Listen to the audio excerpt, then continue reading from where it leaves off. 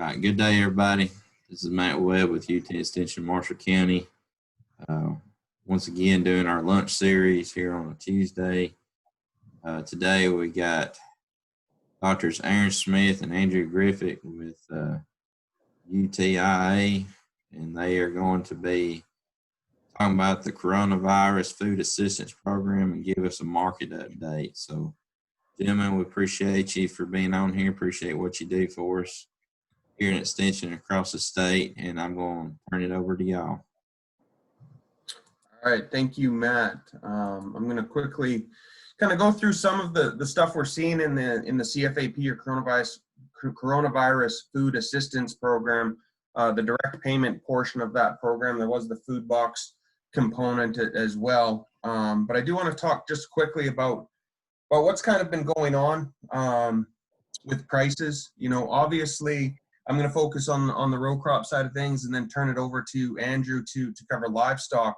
But when we look at where prices have went since the start of the year, we've seen some substantial declines. When you look at things like cotton, down 32% was the biggest drop that we ended up seeing from our initial starting point. One of the other ones too that we always want to point out is we were starting at a somewhat depressed environment for some of our commodities, where we're looking at corn back in the beginning of January was at 407, cotton at 67 cents, and soybeans at 950. Wheat was the one that was actually doing okay. You know, there were some times when it was up over that $6 range, which isn't bad in terms of what we've seen in the past little bit. What we have ended up seeing is we've seen a rebound in some of those prices. They're still not where we would like to end up seeing them, but they are off of some of these lows, as you can see by commodity, where corn was down 24%. Now it's down about 18% from where it started the year. So again, we have seen some price improvements. That is a positive. When we factor in potentially some of the government payments, that does give us a little bit more for our old crop prices. I'll talk a little bit about new crop a little bit later on in this presentation, but it is important to kind of see that we at least maybe have started to see or had a bottom established, and we're trying to move off that bottom. Now, whether we're able to do that, a lot of it's going to depend on how we see the remainder of the recovery end up playing out, and if we see any potential flare-ups later this summer or into the fall. So just quickly as a reminder for the timeline for the CFAP payments, it's May 26th until August 28th. Last week, FSA indicated that they'd filled out just over 2,200 applications so far, and payments were starting to come out. And again, when we think about using that calculator that USDA has, it is important to point out that 80% of that initial payment will be made, and then 20% will be held in reserve and made at a later time. One I do want to point out for people to encourage producers is to make sure that they maintain those records, because if you are audited or USDA does require confirmation of some of your inventory declarations, it is on the producer to have those records for 3 years after the date of the approval if the USDA does request them. So just making sure most producers keep pretty good records. Just a point that I wanted to make sure that people had the appropriate documentation held out. Went through several eligible commodities. I'm going to talk about corn, cotton, and soybeans. It is important to note that there was no winter wheat that was eligible for a payment during the time period they looked at price declines. They didn't have one for winter wheat. So again, that is one that is maybe a little bit different from how we've signed up for other programs, particularly on the row crop side where there is an exclusion there. Andrew will talk about the cattle side of things, and then there are those specialty crops. And if there is a crop out there that has not been deemed eligible, there is still the possibility through this notice of funding announcements for future commodities. So again, it's important to make sure that we keep in touch with FSA to make sure that we understand if there is additional commodities covered in the future. Payment limitations.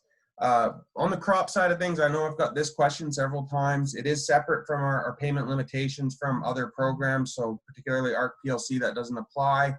It is $250,000 per legal entity, except for some corporate entities can get up to $750,000 depending on shareholders. And so again, this applies to all those eligible commodities. So if you have mixed operations where you've got beef, and then row crops, it's a maximum of 250 for all commodities. There's an adjusted gross income requirement. So again, it has to be 900,000 unless at least 75% of that person's legal entity's average is derived from farming. So just in terms of inventory, this is one of the ones I do want to kind of re-highlight, I guess, is the eligible inventory, because we've got numerous questions on this.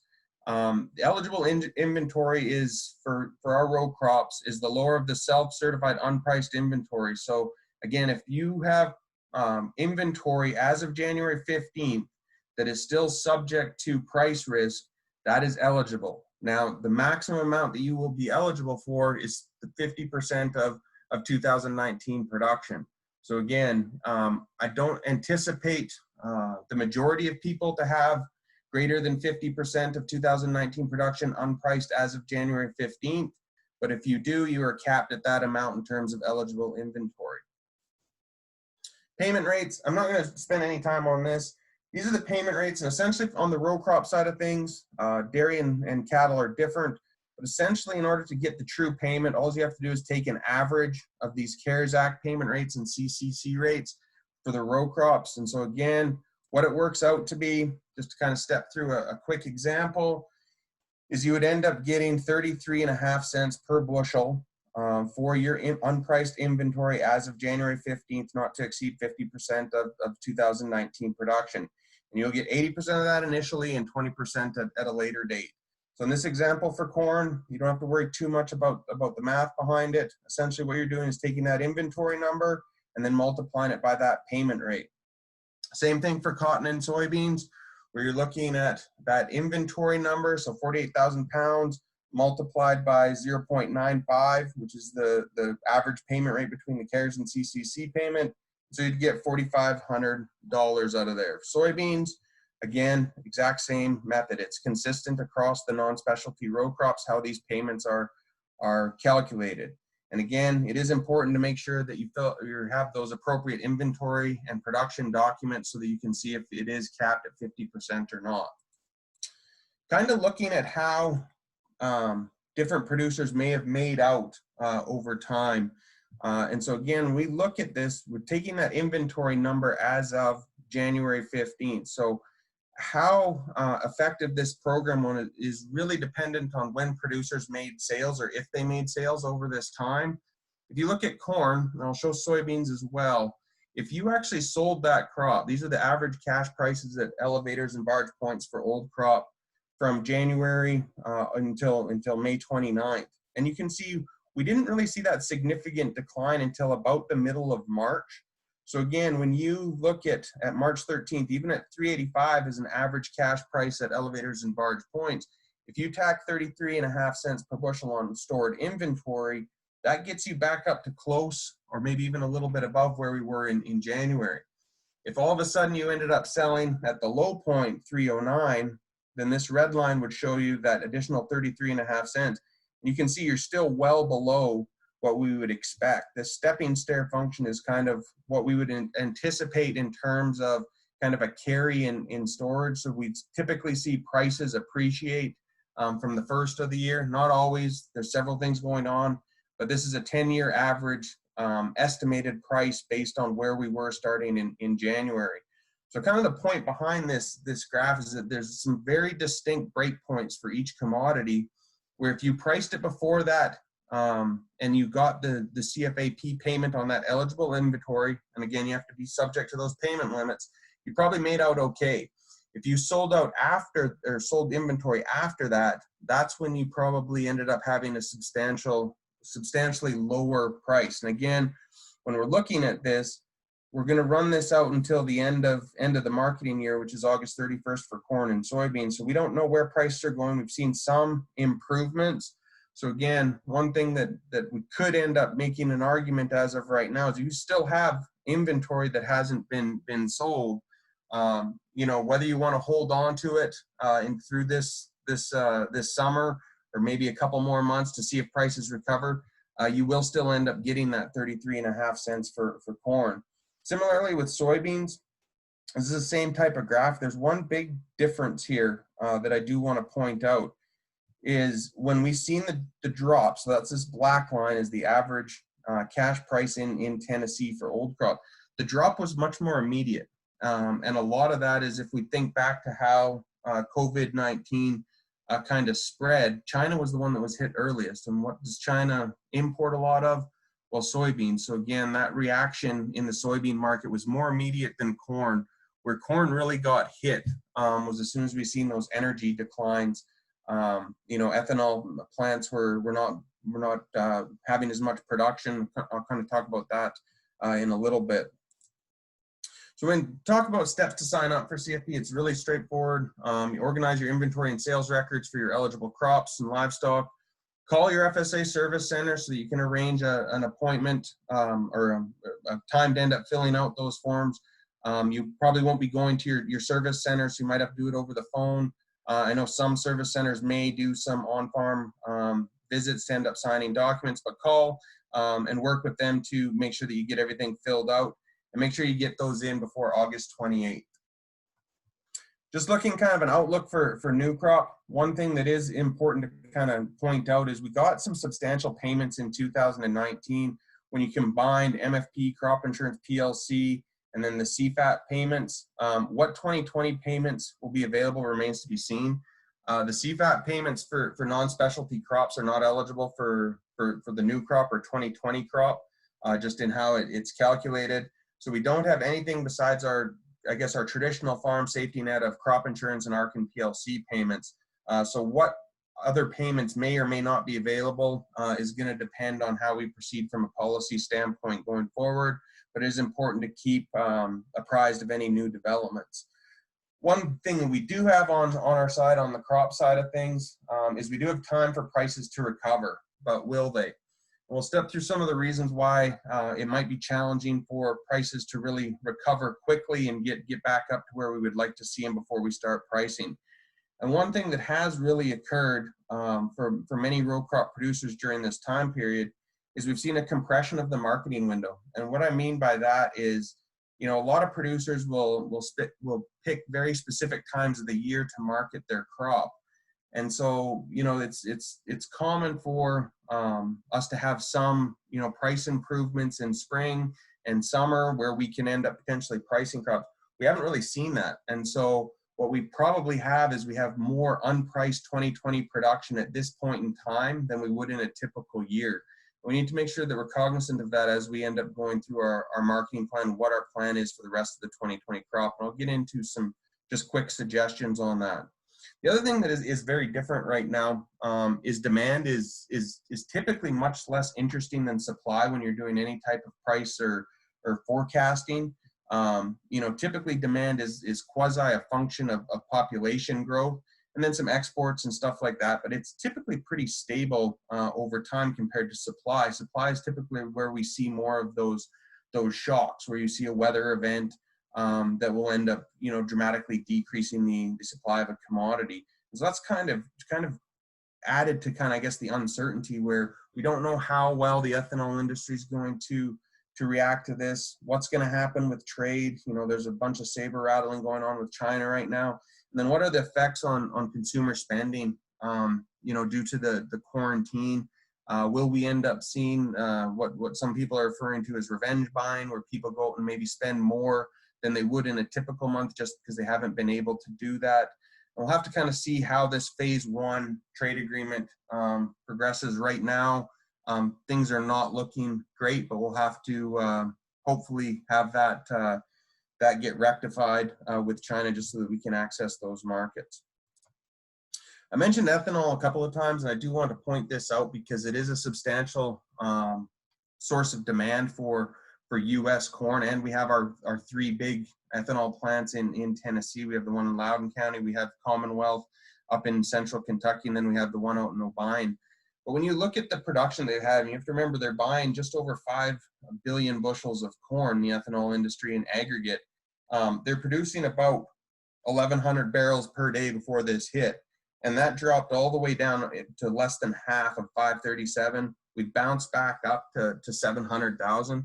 But the big thing with that is how that recovers, because right now the financial health of the ethanol industry is not that great. It took a massive hit when we've seen this reduction in energy prices and particularly fuel consumption. So the question that I have, and it'll be interesting to see how quickly we can get back up to this level of 1,100 barrels per day, 1,100 barrels per day production levels, how long that will take, right? And so again, anytime you have idled or reduced production facilities, there's going to be a lag there, and that's obviously going to affect our demand for corn. Look quickly at corn production and consumption. The USDA came out with a pretty big acreage number, 97 million acres projected to be planted. I'm expecting that will be less due to some increases in soybean prices relative to corn, and basically having corn prices decrease since they came out with this estimate. But where they had it currently projected for the 2020 year was a substantial surplus of corn. Anytime you see those ending stocks jump up, it's going to keep a damper on prices. Similarly, when you look at global production, we still have abundant global supply, so there's going to be kind of a lid on those prices. And one big question that a lot of people have is, are we going to be able to meet these demand projections? There's a lot going on in the livestock sector. We mentioned ethanol. Are we going to be able to get to that robust demand estimate? A lot of that's going to depend on how the global economy recovers. When we look at futures prices, again, we have to be kind of realistic with where we're starting at. Right now, we're down in that 330 range for futures prices. Even if we had an 80-cent rally, something similar to we had last year with all those planting concerns, that would still only get us just above $4. And so again, without a major weather event, I don't think we're going to get close to that $4 range.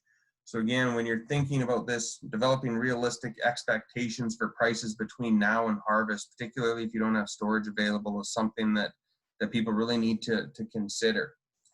Switch it over to soybeans real quick. Similar pattern here where we do have exports with China is such an important component of it. Can we export the amount that they're projecting right now? It's about half of this consumption number is going to go to exports. Without China, that's going to be incredibly difficult to end up getting to that number. So again, that's one where it might be challenging. Anytime you have a reduction in consumption relative to supplies, you're going to have some price issues. But the domestic picture for soybeans actually isn't as bearish as corn. We have seen stocks come down off those really big highs. What's more problematic on soybeans is the global picture. The other thing too that I will caution people on is when we look at those national numbers that were released at the end of March. When we look at corn of 97 and soybeans at 83.5, it's not a direct substitution. If we have lower corn, that they'll go all into beans. They can go into some other crops. But if we do see corn acreage pull back, there is a chance that we'll see an increase in beans, which would increase our production number. Specific to Tennessee, where we were projected at was about just over 1 million acres of corn and 1.5 million of soybeans. Given some of the challenges we've had in the western part of the state, I would expect that we're probably going to see some more beans at the expense of both corn and cotton. Cotton has had a real tough time getting planted out west. So again, there are going to be some adjustments to this. When we look at world soybean supply and demand and ending stocks, what we've ended up seeing is there's a big unknown over top of African swine fever with China. What they're going to do in terms of imports is very tricky to get a handle on right now. They've been importing a lot of soybeans out of Brazil. There was some rumors today with the stuff going on in Hong Kong that they would cease potentially U.S. ag imports if the U.S. continued to end up providing some adversarial positions on the issues in Hong Kong. So again, without having China being able to be a major purchaser, we're going to see prices stay low. If we do end up having China re-enter or purchase additional soybeans under the Phase 1 agreement, then we could see a modest price increase. But again, where we are with global stocks, that's going to keep a lid on prices to some degree. Where we're at right now, we're actually down in kind of that trade-induced low of the last couple of years. Now we're around that 850 per bushel range. So again, you know, prices are well down. Do I think they're going to go down more? Probably not at this point, unless things really come off the rails with China. But I don't see a massive price increase. I think we could make a realistic picture that we could see a moderate increase, but I don't see us getting back to some of the prices that we would like to end up seeing. So again, that's one where I think we're going to kind of move more sideways to slightly up when we look at some of these current commodity prices. I don't expect a massive jump, barring some major weather event. So just kind of to bring it home for the 2020 crop, what can I do? I don't think it's a secret to anybody that current prices are not attractive for sales.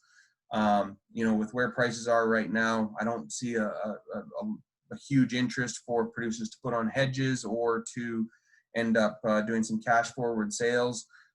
So one thing that I do encourage people to look at is evaluate that storage capacity. And the main reason behind that is, one, we probably have more on storage than we might in a typical year if we haven't done sales during these depressed time periods. But also know how much you may have to price between now and harvest or off the combine. So if you don't have storage, I mean, you might have to get a little bit more aggressive in terms of identifying reasonable opportunities and taking advantage of them between now and harvest.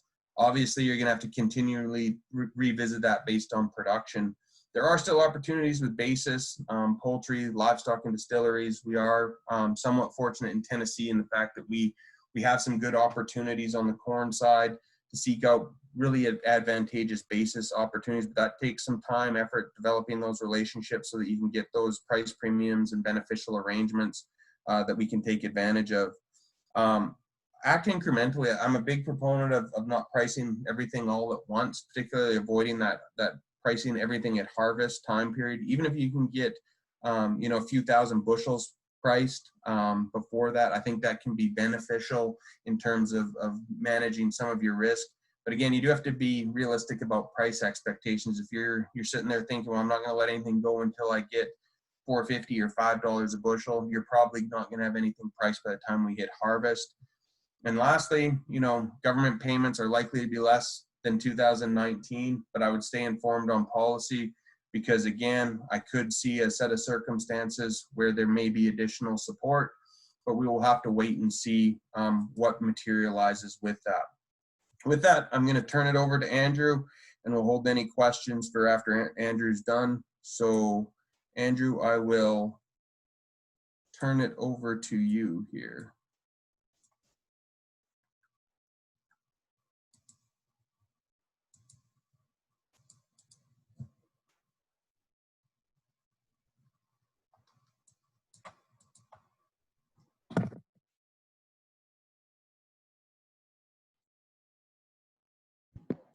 All right, I'm hoping you can see what I got. Yep. Kind of, you know, Aaron's already hit on a lot of the CFAP stuff, and you know, most people are probably worried about the cattle side.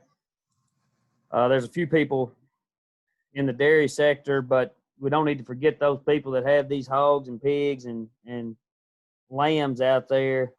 You know, I don't know. In the past several years, I don't know how many different calls I've got about hogs. You know, people got hogs and they need to know how to market their hogs, and they may only have 15 or 20, but you know, dadgum, might as well get paid for them if they've got them right now. Same with those lambs. Sheep, ewes don't qualify, but I think anything under 2 years of age on the lamb side is going to get a payment. So that's something to think about. Not to belabor the prices, because everybody knows what they've seen those 100 times. But I did see a recent, the USDA did come out with better definitions on how to classify your animals as far as what they're, you know, where they fit. At the end of the day, it really doesn't matter if they're animals that were held in, that they were still on the farm as of April 16th through May 14th. Because they're all going to be a $33 per head payment.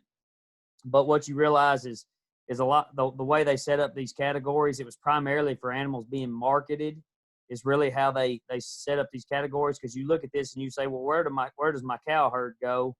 and they're not in the slaughter category, they're not in the feeder category. So where else would they go other than all other cattle? And so that's kind of something you have to think about. But they did come up with some better definitions. And like I said, if they don't seem to fit in those other four, if it's not obvious that they fit in those other four categories, they're going to be in the all other category. This is just a basic dairy example that Aaron put together for a week ago's webinar. The only reason why I put this up here is dairies have the opportunity to get essentially $6.20 per hundredweight for production from January through March. $6.20 a hundredweight is a significant amount given where dairy prices are right now and where it looks like dairy prices are headed the next several months. Prices, I'm not going to say prices were terrible from January through March because they weren't terrible, but they're getting worse. And so this $6.20 per hundredweight payment may be coming at the right time as dairy prices continue to fall, and those mailbox prices just look terrible, and it's not good for dairies moving forward in the near term. From the feeder cattle standpoint, you need to make sure these folks understand what they marketed versus what they still just have in inventory, because that's going to have a huge impact on that total payment. When you get down to it, there's some people that marketed cattle early in the year, and let's just fast forward to these 500 and 600 pound steer prices. If you look at people that were marketing cattle from January through early March, and you go in and you add $130 a head, or whatever that payment was for, I think it was $139 a head. When you start doing the math on that, that's a lot of dollars per hundredweight increase in price from where those people would have sold them from January through March. But to be honest, the January through March price was exactly where we would expect it to have been. Last fall, I was kind of calling for prices the first half of the year to be very similar to last year's prices. And then what I expected was for the second half of the year prices to be a little elevated compared to last year, because last year's prices were so depressed. When you think of it from that standpoint, the people that are actually taking the hit were those people that marketed from that April 16th standpoint to that May 14th time period. They're only going to get a price on their on inventory, which is $33 a head. And so the biggest part of that window in which these CFAP payments are being administered, it's actually the inventory time when a lot of cattle prices were at their struggling the worst. But there's nothing you can do about that. It's take what money you can get from this situation and move forward. But when we think about what's going on right now, things are looking up. Let's back up real quick and look at slaughter cattle prices, because this is where I think the biggest issue has been. I've said it a couple times. I've written it in a few things, but really what we've got going on is you can think of about that hourglass, and that's really, if you think about an hourglass, that's really how our beef and meat markets are set up. Beef especially, you start at the top of that hourglass and you've got cow-calf producers galore, small ones, big ones, little ones, large ones, whatever you want to call it. We have a bunch of them, and that's the top of that hourglass. And then that kind of funnels down into that stocker backgrounding phase. There's still a bunch of those people raising a lot of animals, but there's fewer of them than there is of cow-calf producers. And then it funnels a little farther into being the feeder. And so you get the feedlots, and there's still a lot of feedlots. People don't realize there's a lot of feedlots, but there are a lot of feedlots. But there's not near as many feedlots as there are stocker and backgrounding operations. And so then all of a sudden we go down into essentially four major packing companies. Four major packers control about 80% of the capacity. And so you get a really, really narrow bottleneck in the packing sector. And so when a Cargill or a Tyson or a JBS or a National makes a decision to do something and to shut down a facility, that it's a huge impact, or even just slow production at a facility. That's a huge impact on the market. When you have somebody like a Cavaness Cavaness facility decided to shut down, not as big an impact because it's a very small facility, relatively speaking. I mean, still important to the region that it's in, but from a national perspective, it's not as big a deal. So that bottleneck slowed these cattle going through, and really what we have is a just-in-time livestock sector and meat sector. So you think about, we don't have a whole lot of meat in storage. When you look at cold storage, and cold storage is really not a great indicator of what we have in storage, because a lot of times it's just certain items that are being held in cold storage. So it's not like you have the equivalent of so many carcasses in the cold storage. But regardless, if you just look at it from a poundage basis, we may have a week to 10 days to maybe as much as 2 weeks in cold storage if you look at poultry. And so when you think that we only have 2 weeks, from a week to 2 weeks worth of meat in cold storage, we don't have a lot of meat in cold storage. And so we realized that all of a sudden we say, oh, this is actually just a just-in-time system. So as soon as they move out of the packing facility, or out of the feedlot, they're in a packing facility. They may be on the rail for maybe 3 days. And when you think about them only being on the rail for 3 days, you know, all these people that go take their cattle to these local custom harvest facilities, you know, they're wanting these custom harvest facilities to hang these animals for 2 weeks and age those carcasses. Well, that's not what's happening at a Cargill or Tyson or JBS. You might have 3 days on the rail, and then they're being cut up. I mean, they're leaving them on the rail just long enough to get the carcass completely chilled, so it makes it easier to cut. And so they're moving through that line, and then some of that product may be put in storage there at the facility for a short time. You know, a lot of those have automated storage, so it comes off the line, it goes into some type of packaging, and then it goes into a temporary storage, and then it's recalled as soon as they start to fill an order, or if they have a new order, they just start, you know, automated system just starts pulling the product that's needed. And so when we did that, when we slowed down that processing, all of a sudden we slowed down the ability to move cattle out of the feedlot. And so when you don't have as much demand from the packers, that's going to knock prices down. I know there are a bunch of people that are upset, and you're hearing about it, about needing more price discovery in the 30-14 and the 50-14, which is talking about packers require, they want to have legislation that requires packers to buy either 30% or 50% of their cattle on the open market, the negotiated cash market. And as an economist and as a person that reads some research that's already evaluated a lot of these things, that is the worst idea, to have government interference in all these markets. I mean, you can say that's a personal opinion, but it's not. I mean, there's good facts good research to support that's a terrible idea. But anyway, just basic economics is why prices declined. You had a weak demand from the packer level, and then people complained that, well, at the same time packers were paying less for cattle, they were getting more for boxed beef. So they hear that you can see here where in February and March prices were declining, a little bump in April for a week, and then right back down all the way into May. And we in all of May we've kind of increased prices until last week. But we can go. Let me fast forward to. I guess the way I wanted to talk about this is not the order I had it in. But we look at boxed beef prices. So all of a sudden, we essentially more than double the choice boxed beef value. So we're buying cattle cheaper, but then we're selling meat for a higher price. And there's a lot of people in the industry complaining about that. Well, again, it goes back to basic economics. The packer could not demand cattle because they were trying to watch out for their worker safety. They were slowing chain speed. They were shutting them down to clean them, this, that, or the other. So the demand disappears.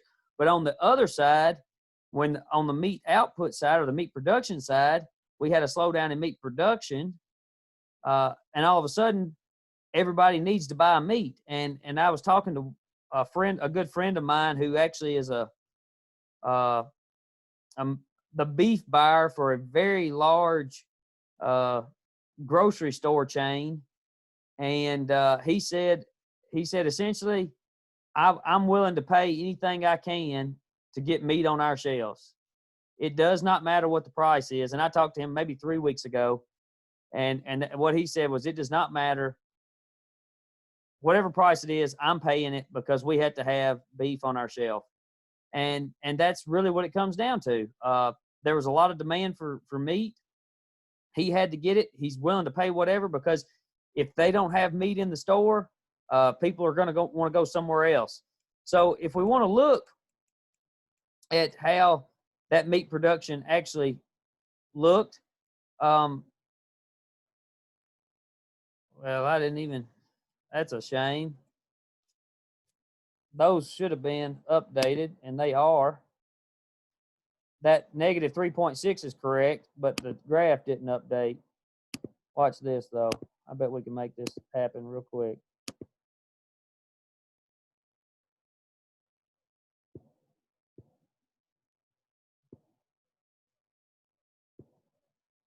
Looky there. Did that update, Aaron? That's what I thought. I don't know why. It just didn't update. I put the data in there, but it didn't update my graph. So you can see right there where beef production took a major hit. We were down to about 65% of where we were previously. And when you think about being at 65% of where we were previously, that really shows you some of the flaws that we have in the just-in-time system. There are a lot of efficiencies to just-in-time meat production and getting that from the cattle feeder to the packer to the retail sector. But it also shows some flaws, because the way our system was set up, about 50% of this meat was going, and I can show you pork and poultry as well, very similar situation. But all of a sudden, you have nearly 50% of your items going to food service and restaurants, and the other 50% are going to grocery store / retail. And then you change it to everything needs to go through grocery store and retail. Well, all these lines at the packing facilities are not set up for cuts to go to grocery stores. You know, when you, I'll give you a really basic example, because I bet most people that are listening to this eat bacon. You know, when you go to the grocery store, most of your bacon is in 1 to 3 pound packages. Well, you know, that makes sense, because we're not going to eat 20 pounds of bacon. From a food service and restaurant standpoint, they're probably buying them in 15 and 20 pound packages. So I don't know how many people want to buy 15 or 20 pounds of bacon at a time. I mean, I would have been glad to have bought 15, 20 pound packages of bacon and put it in the freezer, but if it was a good price. But most people aren't going to do that. And so that's another reason why beef production had to slow down, is because we had lines that couldn't run at full capacity because they weren't set up to make the cuts. Certain beef cuts that you might find at a restaurant are not found at a grocery store. And actually, there were some cases where some instances where some of those items showed up because those at the grocery store that normally would be at a food service or restaurant, but they showed up at the grocery store as a totally new item because they had to get rid of that product. But beef production is down 3.6%. Pork production is actually up 0.4%, but that's relative to the fact that pork production prior to the coronavirus was up about 7%. So pork production slowed down tremendously, and broiler production is still up 4.1%, but it also took a tumble because it was extremely high previous to the coronavirus. So when you think about that, let's just look at what actually happened to slaughter. Let me go up. Let's just go up and look at the actual numbers. Heifer slaughter is down 3.9%, steer slaughter is down 7.8%, and beef cows are only up 1.8%. And the thing is the heifer slaughter and the steer slaughter were both very positive until April, until the second week of April. Heifer and steer slaughter was running well above year-ago levels. I'll just show you the heifer slaughter. You can see it there, where heifer slaughter the first three 3 months or slash, I guess, 14 weeks of the year was very, very strong. Steer slaughter was the same way. And all of a sudden we hit coronavirus and we're negative on the year for steer and heifer slaughter. Now, the good thing is that as of last week, we were probably running around 90% slaughter rate as compared to the weekly average slaughter the first 3 months of the year. So if we were actually probably slaughtering 620, anywhere from 620 to 660,000 every week in the beef cattle sector. But for simple terms, for simple math, if we were only slaughtering 600,000 every week the first 3 months of the year, at 90%, that would have meant we slaughtered about 540,000 head last week. And so in real terms, that was closer to 555, 560,000 head is what was slaughtered last week. And that's been a really nice recovery. And so we're starting to move animals through the slaughter facility. The one issue is you can look at dressed weights. Now, this is just heifer dressed weights. But because we back these cattle up, they're heavier than they were a year ago. And so that's actually helping on the production side to have a lot of beef. Is that good or bad? Well, I'm going to say there's more bad to it than there is good because we're having overfinished cattle. I was hearing about some packers rejecting some cattle because they were too big. Once you get over 1450, those carcasses start to get really, really, really large, and there's not as much demand by the packer because those cuts end up being really big, and getting those to the retailer and the consumer, it's hard to make an 8-ounce steak out of that big of an animal. So you have to think of it from those terms. But heavy animals, a lot of production. We, based off of cattle on feed placements in March and April were down significantly. And so that will put us a hole somewhere in the summer where we'll probably catch up on some of these animals. That's the one benefit of having cattle is we can keep them on grass longer and we can space out when they're harvested. So looking at that, I want to run back to where prices have been and where we are to kind of give you an idea. I think we're fixing to hit the summer lull on slaughter cattle prices. I don't expect prices to just deteriorate terribly, but we definitely could see these animals back down in the $1 to $1.05 range come into August, early September. But as far as here close to home, I think we would generally start to see these lightweight calf prices start to decline as the summer heat sets in. I think we're going to have a very flat line during the summer because we're already so low. We're not going to have the opportunity to decline because I think there is going to be demand for these animals moving forward. And so we're just going to kind of have a flat line on these prices. So you can look at it. We're around $1.40, $1.42 right now. We might fluctuate between $1.35 and $1.45 for the next 3 or 4 months. Maybe closer to staying to $1.40 to $1.45. I do expect yearling type prices. Now these are weekly auction run prices, so this isn't a lot. Most of our cattle go through load lots at this weight.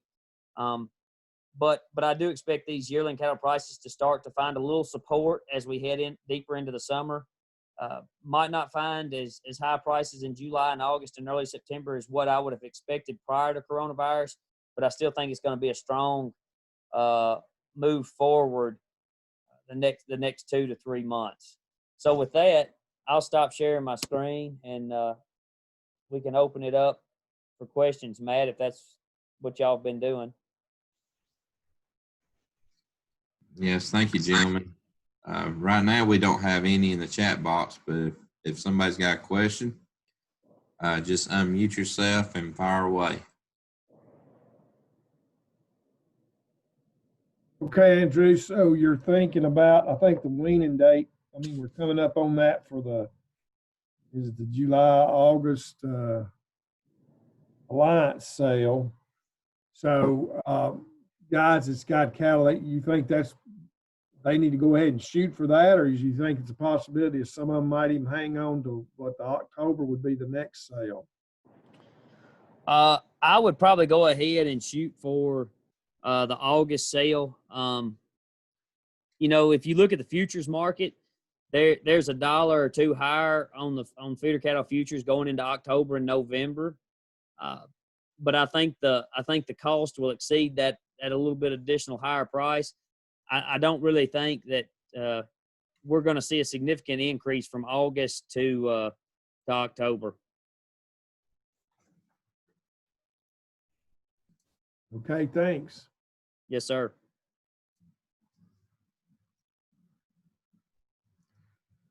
Any other questions for Aaron or Andrew? I was just going to ask both of them. Do you think this, the trade that's going on or restrictions from China about imports to the U.S., is that going to extend? Is it just a one-time, 1 week deal? Any thoughts on that? On restricting importations of what I think soybeans and pork right now, I believe. Do I think that? So you're asking, do we think they'll extend those limitations on imports of pork and soybeans? Yeah, correct. I don't know that I have a good response to that. I was a little disturbed when something was mentioned about us importing beef and cattle, and our president told our Secretary of Agriculture that he needed to look into that and address that, and realizing that the only cattle that we import and export are primarily between us, Canada, and Mexico, and we just finished a United States, Mexico, Canada agreement. We started an agreement in 2013 with a Canadian at the University of Tennessee. So, I mean, it's too volatile, Les, to know. I mean, the environment is just too volatile to know. And I really think that open trade will prevail.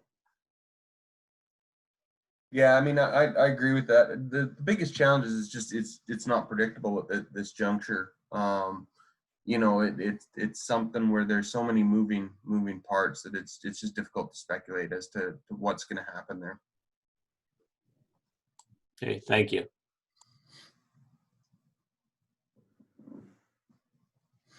One other thing that I did forget to mention, I'll just bring it up quick because it does affect both livestock and potentially crop producers. But the silage coefficients were released for eligible commodities. So if you have corn silage in storage as of January 15th, to convert it to bushels and be eligible for a CFAP payment, you multiply the amount of tons you have times 7.94, and that'll give you bushel equivalents.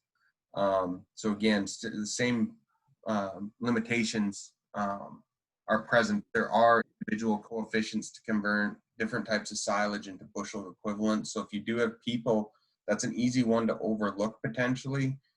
So I encourage, if you do have producers that do end up having silage in storage, to make sure that they include that in their CFAP payment application.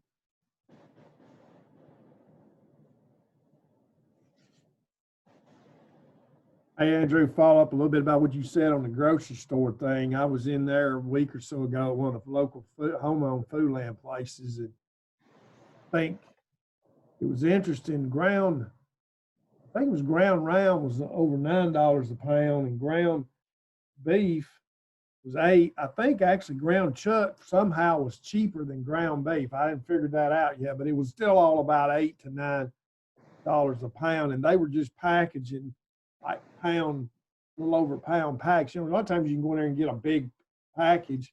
I guess they didn't want everybody to see that sticker shock. So I was talking to a girl on the store. We was over in the buzz getting some buns. We were talking about the price of meat going up and this and that. And I said something to her about, being able to do this much longer. So Kevin, we got these frozen patties back here. Said they're pushing those is the way she said it. And I think she's talking about they're getting from food land. So we went back there and I think it was 24, they were quarter-pound patties, and they came out to less than $1 a patty. It was around 3 something a pound, I think. I got them for, I forget, it was around $11 or $12. But then I think my father-in-law went into Walmart and did the same thing. They came out, they were an 80-20 burger. So I guess some of this freezer stuff had already gotten possibly packaged before all these prices and everything hit, and that's the cheaper beef right now. And I'm sure as soon as that stuff out of there, they'll go back up on them again. I assume on the frozen stuff I'm talking about. Yeah, yeah. You know, it is kind of interesting. Ground beef was where the boom was during the coronavirus, and a lot of that would have been because of how flexible of a product it is. You know, it's a very ground product, whether it's sausage, whether it's ground beef, ground lamb, even just ground pork products of any sort, are very flexible. But ground beef, and all those saw increases in consumption and purchases during this coronavirus. But the flexibility of those products and the fact that most people know how to prepare them made them a big boom. And something kind of a side note, you know, you were talking about $7, $8, $9 a pound, and at the same time, Kroger was running a $6.99 a pound special on choice ribeyes, which, you know, is kind of interesting because there's people that pay $7, $8 a pound for fresh ground beef, whether it be chuck, round, or trimmings, and yet they could have bought a ribeye for $6.99 a pound. And I think, you know, it's going to be a slow transition back to the restaurant business, and so it's gonna be it's gonna be very slow for ground beef prices to come back down, and those frozen products, just like you said, those frozen product prices will have to go up as well, because they're going to start what is going into frozen product now is going to have been more expensive to produce, whereas probably exactly what you're saying, what you purchased might have been put in the freezer prior to this whole breakdown in the system. But thank you for sharing that, because that's actually good information. Well, in that case, I was trying to think.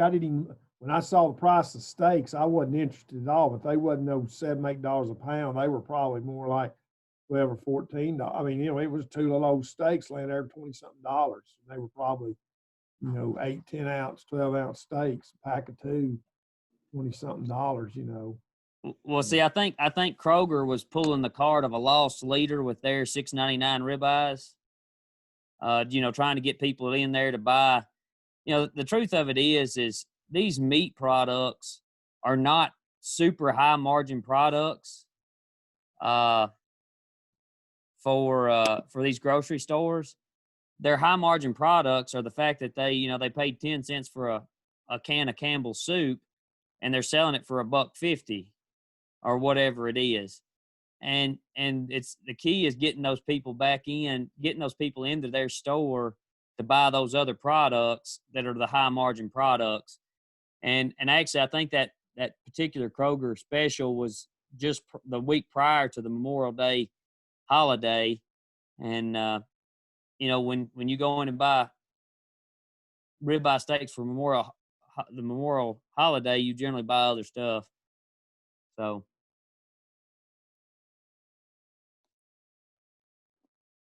Hey, Matt, are you still recording? I got a couple other things, but I'll ask after the recording's done.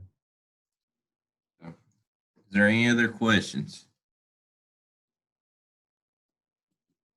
All right. Thank you very much, gentlemen.